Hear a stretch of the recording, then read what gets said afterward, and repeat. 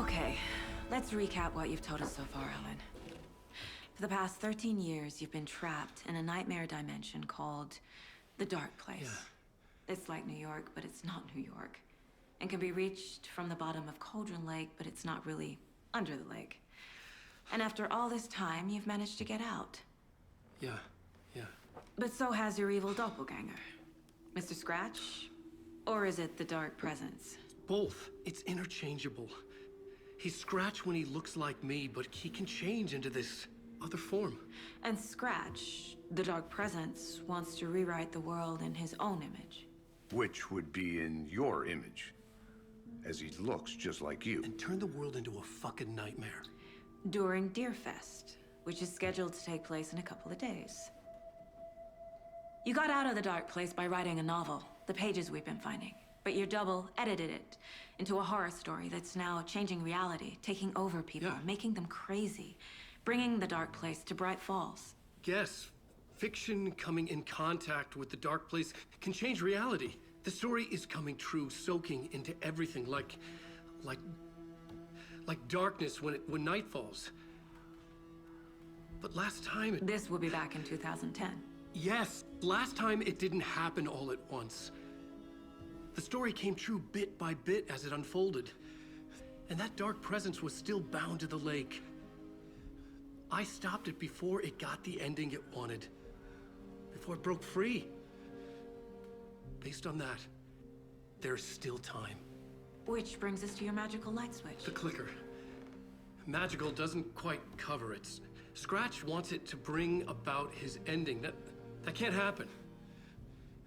If I can get the clicker, I can send him back to the Dark Place, make all this shit go away.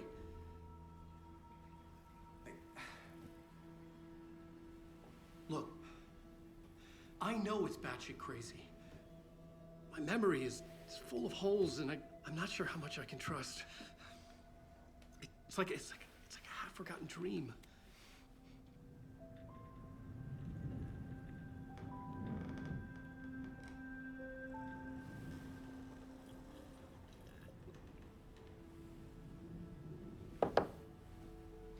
Mr. Wake, Alan, we've seen our share of batshit crazy in the past 24 hours. What I want to know is, why am I? Why are we written into the story?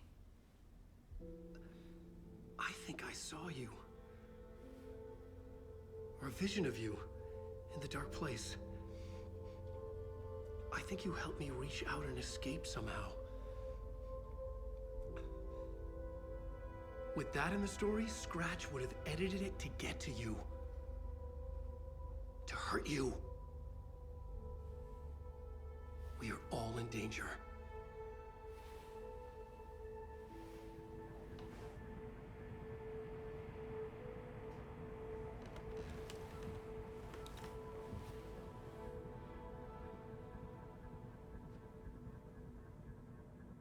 It's insane.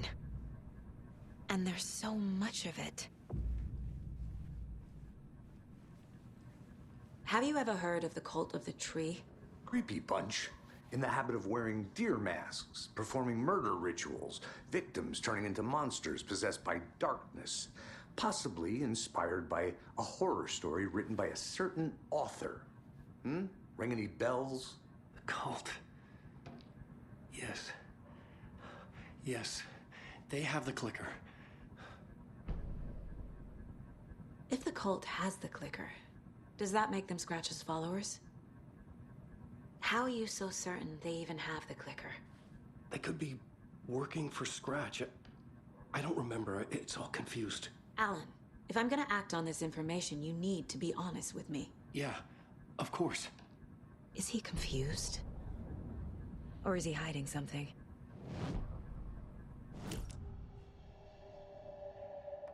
Wake said the cult has the clicker. How does he know? The writer is the reader. The next chapter, the next chapter, the next chapter. Keep the pages safe, the dark shining of the words. Wake is hiding pages. That's how he knows the cult has the clicker. Wake has a double. Mr. Scratch. Where is he now? A cloud of wrath wears my face. The dark place in your place. Scratching out my body of work. Scratch is here. In Washington. He's hunting Wake. Scratch looks just like Wake. Why? Don't wake up the dreamer if your life is a dream. I swam to the shore, but the water is rising. Wake and Scratch are clearly connected. Maybe Scratch got out because Wake did. Or vice versa.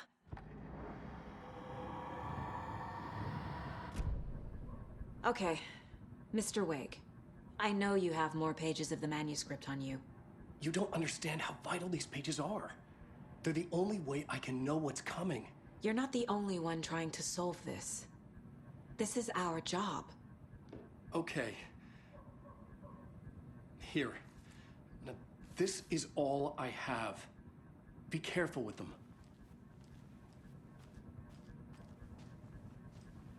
Inside the trailer, at the outskirts of Watery, Saga had seen Wake's fabled clicker for the first time, in the hands of the Cult of the Tree. A cultist stared at her. She drew her weapon.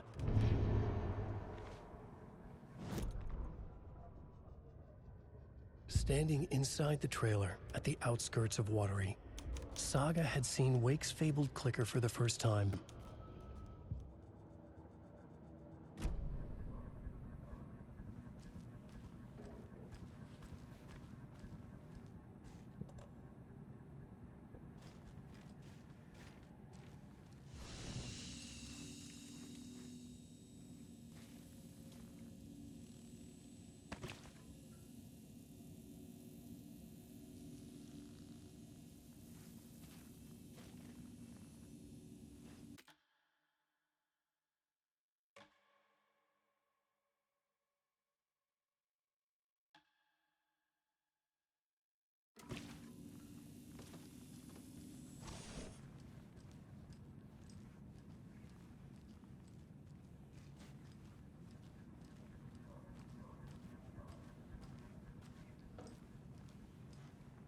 Wake has more information.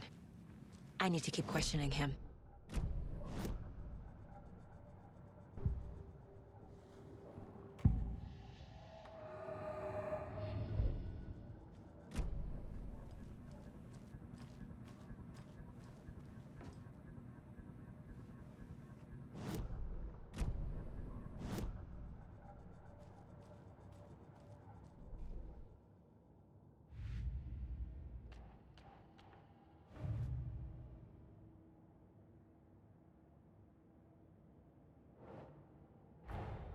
Wake just gave us a lot of information.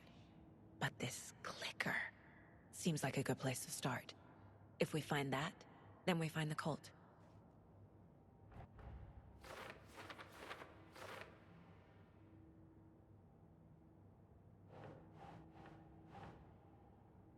Right.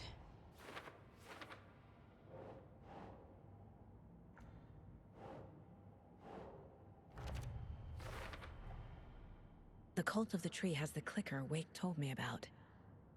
They're a part of all this. It's all on the page. The clicker, the cult. Okay, I'll head to Watery and find this trailer. Casey, you stay here and keep an eye on Mr. Wake. Got it. No, you need me there. No dice, pal. This is an FBI investigation, and I don't see a badge on that flannel.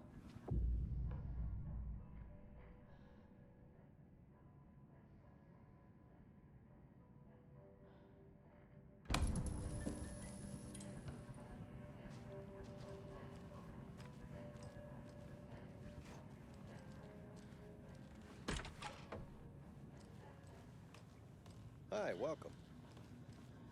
Okay. Past favorite Deerfest floats. Go. The yarn puppet monstrosity. Stuffed moose and squirrels one. No, thank you. Those beady dead marble eyes still give me nightmares.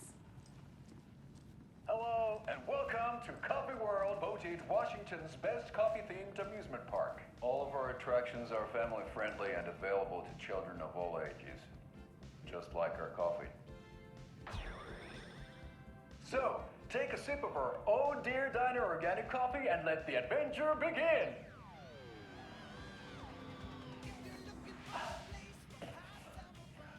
Hold on for dear life on the Espresso Express! Oh! Soak in some local history at the Huatari Well, where two serial killers once hid the disemboweled bodies of their murder victims. It's not haunted. No. Come join Mocha Moose and the goats at our amusement park petting zoo. Just don't share your coffee with the goats. Seriously, stop feeding our goats coffee. Seriously, it's not amusing. Take in amazing views from the Slow Roaster Ferris wheel. I can almost see the Warrior Lighthouse Trailer Park. This is so much fun! And finish off at our beautiful gift shop where seniors and children under 10 receive a 9% discount on keychains and propane tanks. Welcome to Coffee World. We guarantee you'll have a great time.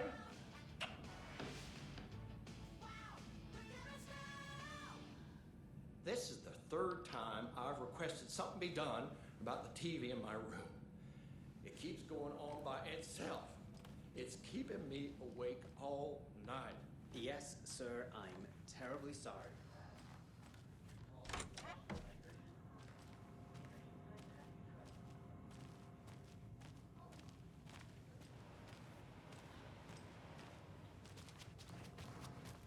Right, well, that's our time. We'll be right back after this next song by the rock and roll sensation, National Nightmare.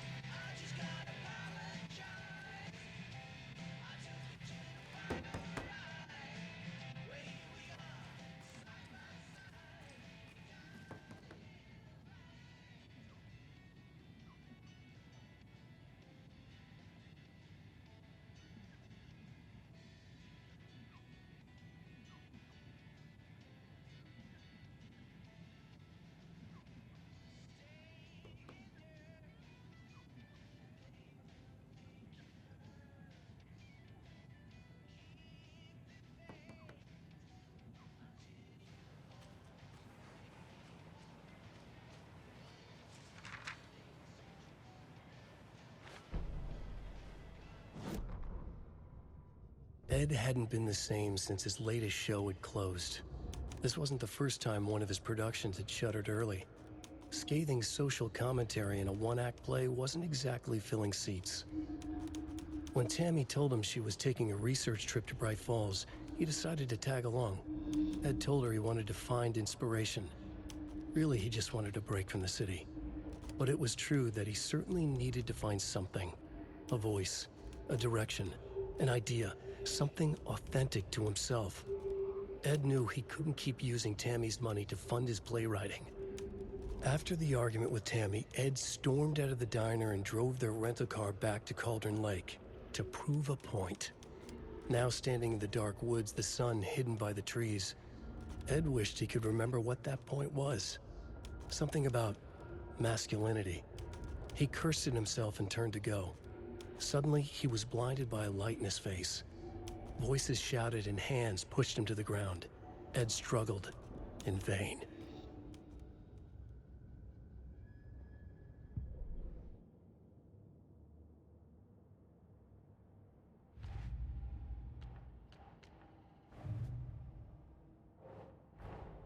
The pages we've been finding are from a horror story called Return, written by Alan Wake. And the contents of this book are coming true. Why couldn't it have been a romance?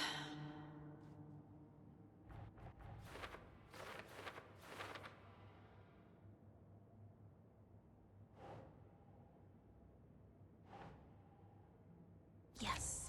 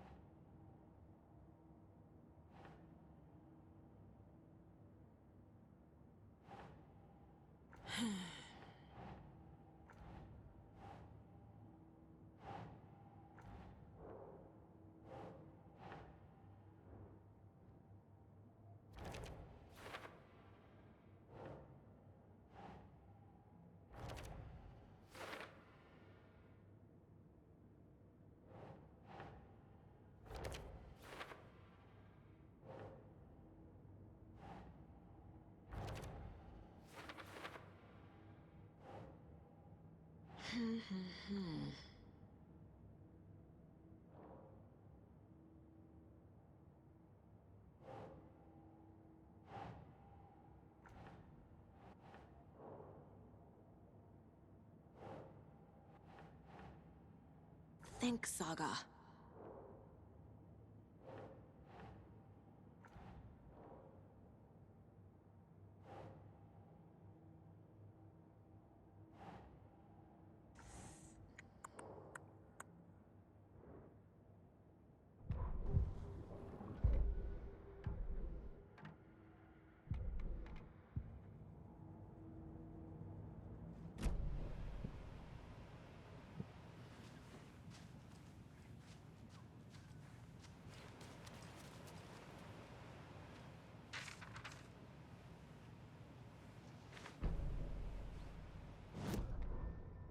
Tammy tapped her pen on her notebook.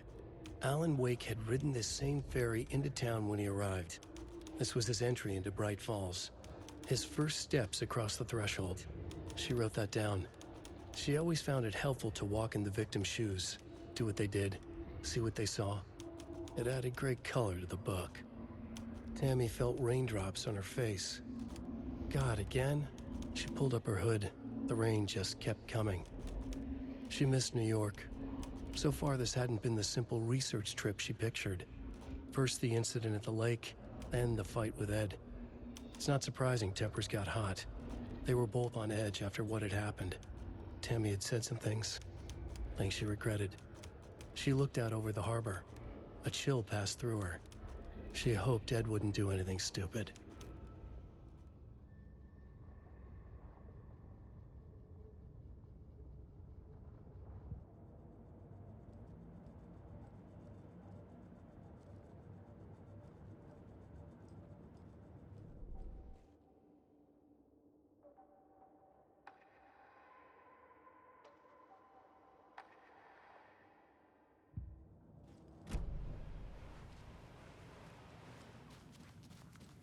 Hello?